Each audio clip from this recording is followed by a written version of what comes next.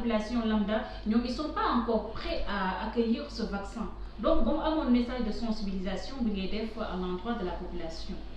Côté bobo, je vais m'abstenir parce que je ne maîtrise pas les tenants et les aboutissants. Je vais m'abstenir. Tout ce que je peux dire, moi, jàng nañu quoi. Mais on doit se vacciner quand même. Mais jàng nañu. Mais en un laps de temps, tamit, on ne peut pas nous produire un vaccin. Donc, moi, je suis très sceptique, honnêtement. Maintenant, je continue à me renseigner. Il est dans ce secteur-là. Mais certains experts que j'ai entendus, au téléphone, un vaccin produit en si peu de temps, tu vois. Mais comme nous avons commencé à faire des d'accord. Maintenant, si nous sommes au Sénégal, le gouvernement bi jitu président Macky Sall vacciné au ba paré ñu gis ko pas comme le maire de Londres là avec capuchon bi ci wir de président Macky Sall vacciné wu hein ministre mi top ci wa assemblée nationale top ci man sama xel doga dal. Si mo ñu génn ci Covid bi maintenant bëgg par rapport à investiture ki nga xamné moy le président Alassane Ouattara ñu fal ko ci réew bi le 31 octobre bi passé nga xamné nekkoon na benn élection boo xam ne c'est controversé troisième mandat lui il est mu génn ci à 94,27%. tey jii nag le président Macky Sall ak fukk ak ñaar yi nga xam ne ñooy ay président yu féetoo bu présidé wu Afrique yi dem féetoo ba boobu investiture qu'est-ce que ça te fait? J'ai honte. Barke Al-Khouran, j'ai honte. C'est une honte. Parce que c'est une honte pour l'Afrique déjà. L'Afrique tout entière. C'est une honte pour cette jeunesse. Actuellement, il y a une bonne partie de cette jeunesse qui est actuellement au musée des civilisations, où se déroule l'UPEC. Mais c'est vraiment une honte que cette investiture ait lieu, qu'un président comme ça demande un troisième mandat. C'est une honte pour son peuple. C'est une honte pour le peuple africain. C'est une honte pour la démocratie, la soi-disant démocratie. Et c'est doublement encore une honte pour le président Macky Sall Moudem di teewee loolu. Parce que 2011-2012, il était à nos côtés ici, de faire un troisième mandat. Il y a eu des morts. Je crois que Niti dañuy faté dé yoy non. Mais il est dans son rôle de président quand même. Il y a eu des morts, sister. Il y a eu des morts pour que mu tok fu mu tok. Donc Taï, il est en train de cracher sur tous ces morts-là. Il est en train de cracher sur tous ces blessés-là qui étaient dans la rue, du kher pour qu'un troisième mandat n'ait pas lieu. On élit un président sous la base du troisième mandat dont il n'a pas droit. C'est une honte. Ça me bat H-O-N-T-E. C'est une honte pour le Sénégal, pour l'Afrique, pour la démocratie. C'est une honte pour tous ceux qui sont tombés pour que lui, il l'accepte. Il ne devait pas partir. Il ne devait pas partir. Il avait sa couchette. Organiser Fanan. Il est venu avec sa couchette. Pourquoi? Pour protester contre un troisième mandat. C'était lors du 23 juin. Après le 23 juin, il a dit non au président Obasanjo qui voulait que nous mettions le président Wade un peu. Il a dit non. Il a dit de sa propre bouche, si Wade persiste, on le déloge. Allez sur le net. Pourquoi? Parce que l'ancien président voulait faire un troisième mandat. Vous pensez qu'il a trahi l'esprit de 23? Il a... Moi, trahir, c'est un mot trop faible. Trouve-moi un autre mot pire que trahir, je te le dis. Mais trahir, c'est trop faible. Ce que je suis en train de dire, c'est que c'est une honte qu'il aille assister à cette investiture. Et je sais que... Mom sax xamna ne warul def li. Mom sax xamna ne warulon téwé li. Tous ces présidents qui sont partis, c'est-à-dire,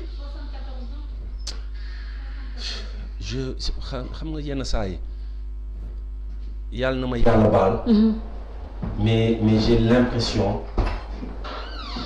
qu'on est maudit quoi. Que ce continent, est-ce qu'il n'est pas maudit? Qu'est-ce qu'on a fait au bon Dieu pour mériter des gens comme ça, comme Ouattara? Qu'est-ce qu'on a fait au bon Dieu? Il faut se poser cette question-là. Mais moi, il m'a dit que lépp ñun la. mais est-ce que suba ñun ñooy dem votel ñii. voilà est-ce que la population amul part mais de responsabilité. je l'ai 94% nit mënu ko sàcc. je suis quelqu'un xam nga tout à l'heure quand tu m'as posé une question par rapport au Covid. Je prends tout le temps mes responsabilités hein. ñu bëri dañ may clash ci net bi après les commentaires va voir. Quand je dis c'est partagé l'État a sa part de responsabilité mais nous on a notre part de responsabilité. Sista ñun ñoo fi waxoon référendum non. bu leen voté référendum bi. benn point moo ci baax. leneen lu si des yëpp benn wala ñaar xaw ma ñetti point moo ci baax. lu si des yëpp ay naxe mbaay la et loolu moo ñu. jural lu ñuy dund ba tey le peuple sénégalais l'a voté hein. Le peuple sénégalais l'a voté le parrainage quand c'est venu on a dit non ñu ñuy dugal kaso le peuple a laissé passer élection yi ni passé on a fait des morceaux. kër gi jógu fi. Simon defal lu la neex yaa tey. Dip Doundou Guiss Nit Dof. Énormément de gens ont fait des morceaux pour que une fois on change quoi parce que quoi qu'on dise ñoom président Macky Sall ils sont là depuis les indépendances c'est les mêmes doctrines depuis les années 60 mais changeons. Mais regarde le peuple sénégalais qu'est-ce qu'il fait. On te propose président Macky Sall président Madické Niang président Idrissa Seck boo dajalee ñoom ñëpp lu ñu am c'est plus de 80%. beneen honte beneen gàcce ngoogu nga dajale président Issa Sall président Ousmane Sonko ils ont moins de 20%. Donc ça veut dire 80% du peuple sénégalais veulent que ces pratiques qui sont là depuis PS PDS ba ci APR continuent parce que boo seetee ñiy incarné parti yooyu noonu président Macky Sall président Idrissa Seck président Madické Niang ils ont eu 80%. Mais et pourtant quand tu vois Issa Sall président Issa Sall et président Ousmane Sonko ils ont eu moins de 20%. Mais faut ngay xamee ne mais peuple bi lii la bëgg.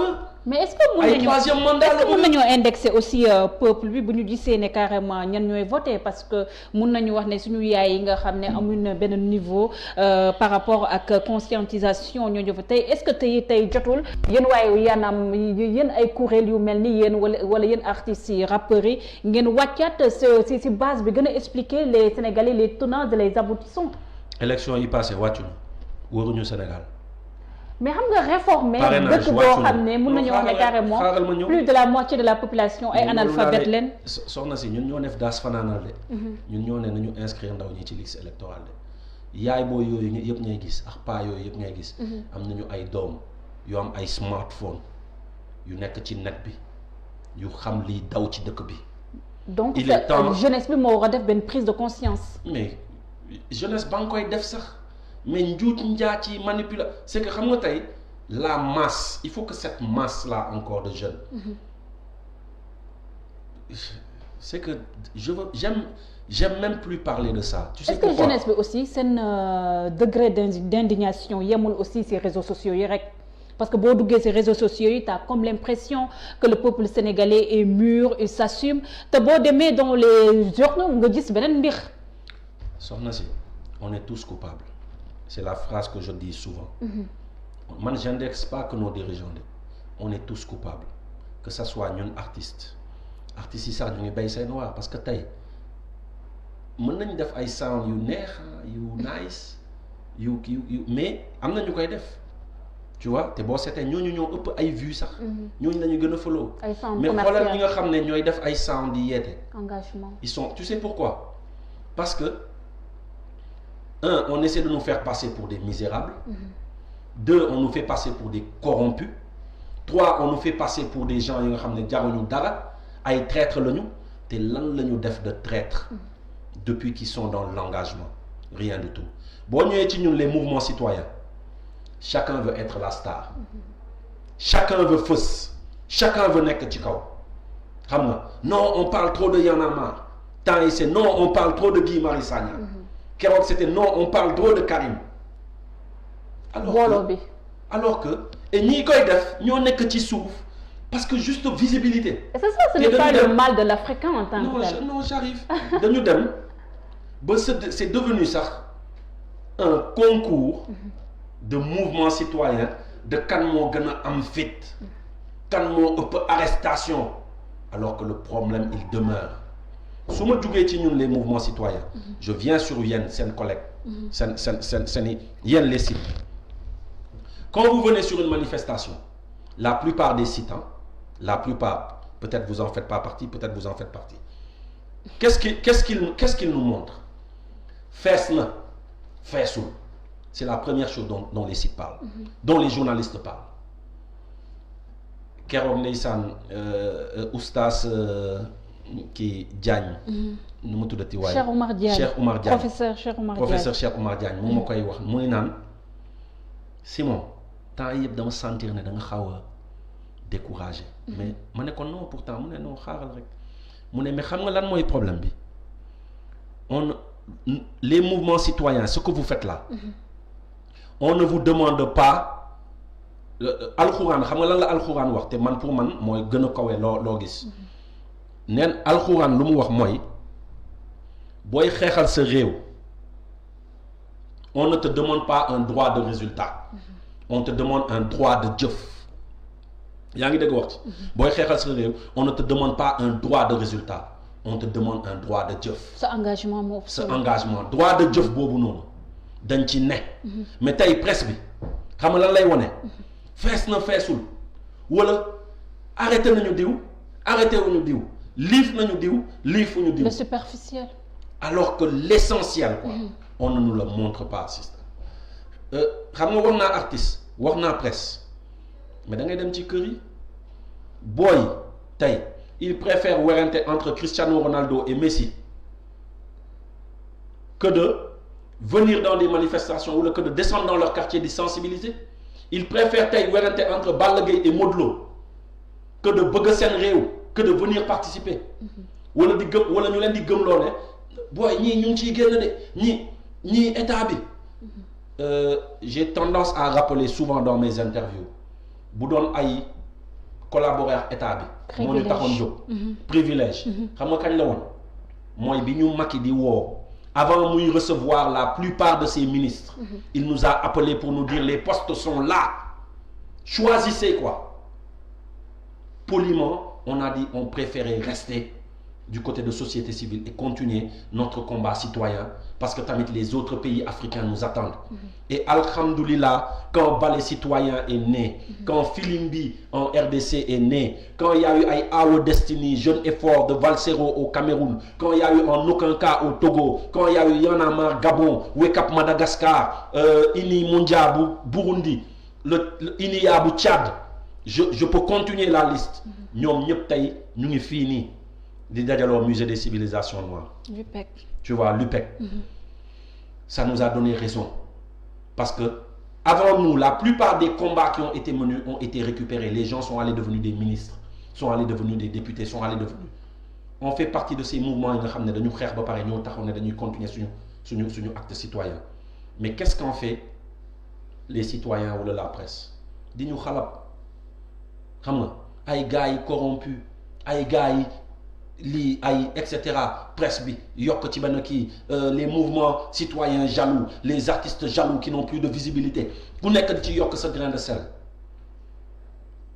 à un moment ce peuple tamit qui suit je comprends des fois lu tax tamit mu dégoûté et tey on voit les mêmes pratiques c'est-à-dire booy dañuy toog seen koñ yi di seetaan ay politiciens ñëw di jël ay xaalis di ko élection yi passé tu as vu des vidéos passées di jël ay xaalis di distribuer booy toog di seetaan loolu mais comment veux-tu qu'on n'ait pas des dirigeants comme Ouattara qui veulent un troisième mandat? Comment veux-tu qu'on n'ait pas des dirigeants comme président Macky Sall qui fait dans la transhumance, qui récupère, qui détruit des partis, qui vulgarise des messages yoo xam ne tey ça sème le doute dans la tête des gens, qui décrédibilise des mouvements, qui décrédibilise des gens? Mais parce qu'on est comme ça. Je vais terminer par une anecdote. da ngay gis benn professeur école benn directeur d'école mu woo photographe ne ko suba dama bëgg nga ñëw fotal ma xale yi mais gis nga sama élèves yi dañoo bëri donc téeméer nga may defal photo bu nekk photographe bi ne ko waaw directeur école bi woo professeur ne ko maître d'école bi ne ko suba boo demee demal ci élèves yi nga ne leen suba am nañu photo na ku nekk indi 1000 francs maître bi dem ci élèves yi ne boo leen demee seen kër wax leen seen parents yi suba da leen di photo indi leen ku nekk 1500 élève bi dem ci papam ci parents yi ne yaay suba dañuy photo de maître bi nee na ñu indi ku nekk 2000 francs pour photo yaay ji xaar jëkkër ji wàcc ne ko sa doom day photo suba nee nañ ne ku nekk joxe 2500 jëkkër ji joxe 2500 ndeysaan ki s'est éreinté di rey boppam joxe 2500